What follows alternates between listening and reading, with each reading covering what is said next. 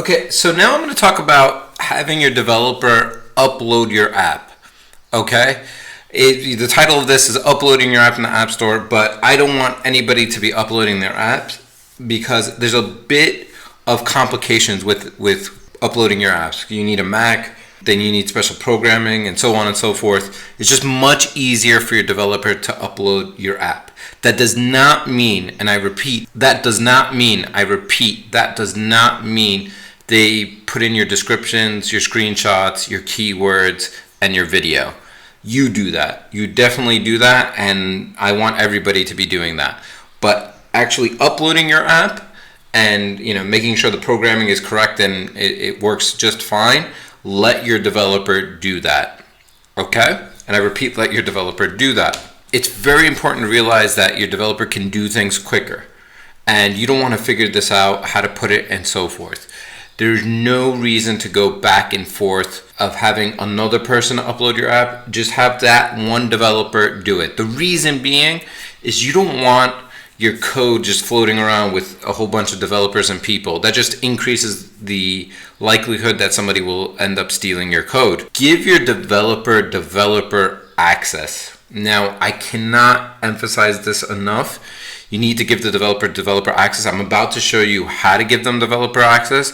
Do not give them full access. The reason being, I've done this before, and I've had this mistake done to me before, is I've given full access and my developer saw my revenue and he tried stealing my app. Fortunately, I took some precautions. I did the precautions that I've told everybody here in previous lessons, and I was able to retrieve that new account that he created and the source code of the new apps and so forth, and I actually ended up taking those apps and profited from them. Okay, but that's only because I protected myself. Okay? Warning.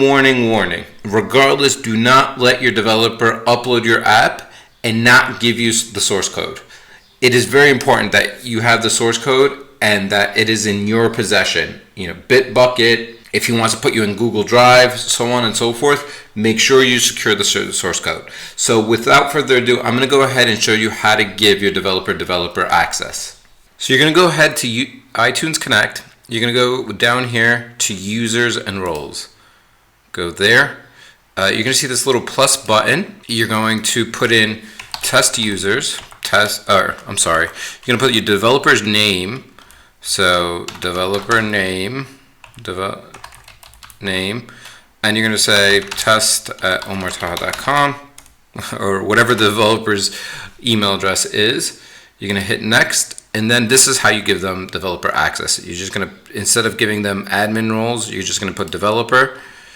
You're going to put for which apps that you want them to develop, right? So you don't need to give them access to all your apps if they're not on it, right? So you're going to just say test development 1. That's how you give them developer access. There's a little bit of more information about emails and reports and so on and so forth. And you don't want to give them, obviously, your financial reports and so forth. Okay, I hope that this is helpful. On to the next video, inshallah.